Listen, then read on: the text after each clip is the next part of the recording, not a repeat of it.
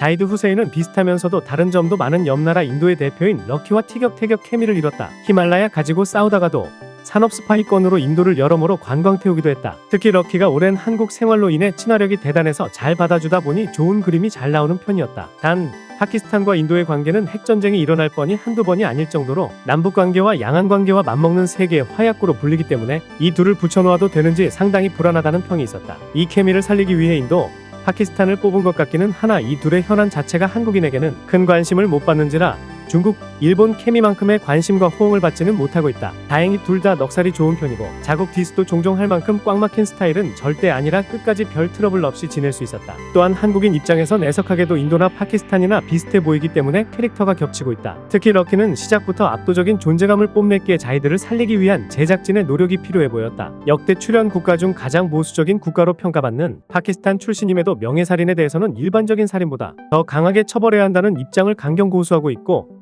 SNS에 세계 여성의 날을 기념하는 글을 올리기도 하는 등 굉장히 개방적인 사고방식을 갖고 있는 것으로 보인다. 트랜스젠더 문제에 있어서도 상당히 개방적이고 관용적인 입장이다. 이후 2022년부터 외국 식자재 유통회사인 SHJANG과 오프라인 매장인 포린푸드마트를 운영하고 있다. 또한 한국교육부 산하 국제교육원 GKS 동문회장과 글로벌 비즈니스 얼라이언스 한국 지부장을 맡아 폭넓게 인맥을 쌓았다. 비정상회담에 출연의 이름을 알렸으며 출연 동기들과도 깊은 친분을 자랑한다. 2024년 8월 한국인 여자친구에게 프로포즈하는 영상을 인스타에 공개하면서 유부남이 됨을 알렸다. 마크 테토는 24회 1일 비정상으로 출연했다가 2016년 6월 20일부터 타일러 라쉬 대신 고정 패널로 출연했다. 시즌 1 때도 1일 비정상으로 한번 출연했고 내 친구의 집은 어디인가에서도 출연하여 시즌 1 때 멤버와 친분을 유지해서 기존 비정상회담의 팬들에게도 인기가 있었다. 일부 팬들은 타일러 라쉬가 떠나서 섭섭했는데 마크가 와줘서 그나마 낫다고 할 정도였다. 똑똑하면서도 타인을 지나치게 자극하지 않으며 간간히 웃기기도 한다는 점이 타일러 라쉬와 비슷하다. 타일러 라쉬만큼 인문학에 해박하진 않지만 한옥과 도자기 등 동양 고전 예술에 대한 관심을 자주 드러내냈다. 기본적으로 합리적인 타일러 라쉬가 미국 디스 얘기만 나오면 발끈하곤 했는데 마크도 발끈까진 하지 않아도 거의 주장을 굽히지 않는다. 동부 출신답게 보수적인 편이다. 더불어 비정상회담 멤버들 중에서 노총각 캐릭터를 맡았다. 2019년 11월 14일 서울특별시로부터 서울특별시 명예 시민증을 받았다. 2020년 9월 21일 동아제약의 바카스 광고에 출연했다.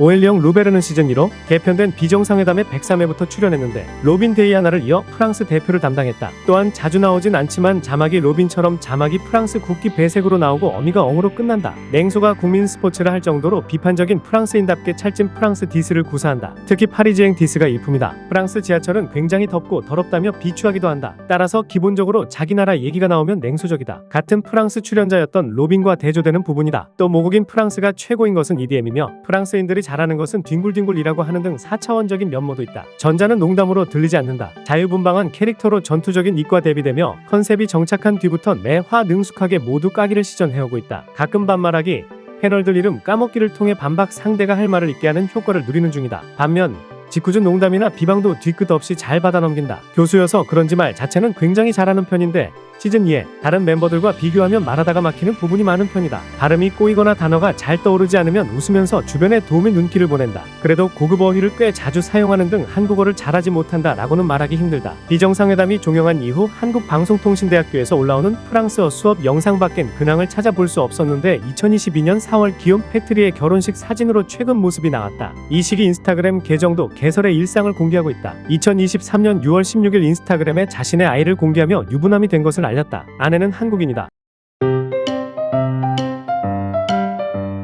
알베르토 몬디는 비정상회담 제작진이 비정상회담을 이끌 G12를 캐스팅하기 위해 100명이 넘는 외국인들을 직접 인터뷰해서 비정상적인 의견을 내놓는 사람들을 찾아다녔는데 알베르토는 평범한 직장인임에도 불구하고 비정상 일만큼 행복지수가 매우 높아 캐스팅했다고 한다. 일반적으로 이탈리아 남자라고 하면 떠오르는 다혈질의 바람둥이 기질은 그리 보이지 않는다. 오히려 회사원답게 견실한 모습을 보이는데 아무래도 나이도 어느 정도 있고 사회생활 경험이 있어서인지 쉽게 흥분하거나 실어나는 모습을 보이지 않는다. 다만 다혈질은 몰라도 멘트 하나하나가 여심을 흔드는 걸 볼 때 선수 종특은 남아있다. 회사 생활에 익숙한 탓인지 회식 자리에서 수저를 챙기는 것은 기본이고 분위기도 잘 맞춰준다고 한다. 직업이 직업인지라 자동차를 소재로 한 이야기만 나오면 대활약을 한다. 멤버들에게 차 팔러 나왔냐고 놀림받는 것은 덤이다. 토론에 있어서 상대의 말을 잘 받아치며 때에 따라 약삭 빠른 모습을 보여준다. 베네치아 음식이 맛이 없다는 줄리안 퀸타르트의 공격에 베네치아의 식당들은 셰프들은 전부 중국인 장사꾼들이 운영하고 있어서 맛이 없다는 회피스키를 날렸다. 이때 성시경이 물론 중국인 중에도 훌륭한 이탈리안 셰프가 있겠죠 라고 진정시켰는데,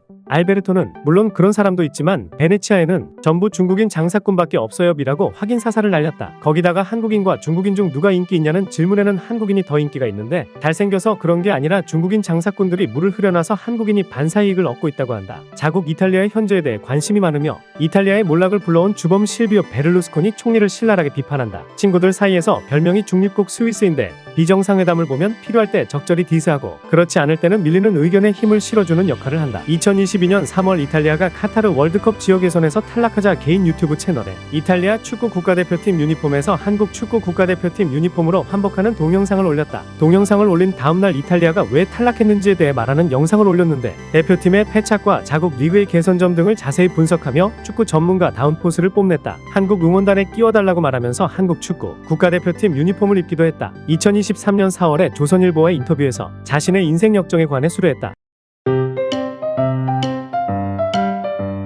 다니엘 스눅스는 1994년생으로 막내이다 보니 아이 취급을 당하는 경우가 종종 있는데 덕분에 토론 주제가 보수 진보로 나눠질 경우 진보파에서 활동했다. 또한 모델 출신이라서 그런지 포즈를 잘 잡는 편이며 외모 어딘가에서 풍겨져 나오는 퇴폐미가 있다는 반응이 많다. 첫 출연부터 샤방샤방이라는 자막의 MC들이 입을 모아 잘생겼다 라고 할 정도로 외모도 잘생겼다. 그런데 본인은 자신이 잘생겼다고 생각하지 않는다고 한다. 모 인터뷰에서 자신의 외모를 10점 만점 중 6점으로 평가했다. 호주에 있을 때는 한 번도 잘생겼다는 말을 들은 적이 없다고 한다. 현재까지 타투이스트로 활동하며 자신이 하고 싶은 일을 하고 있다. 현재는 이전처럼 한국에 쭉 살고 있지 않고 한국엔 가끔씩 온다. 인스타그램을 보면 현재 호주에 거주하고 있다.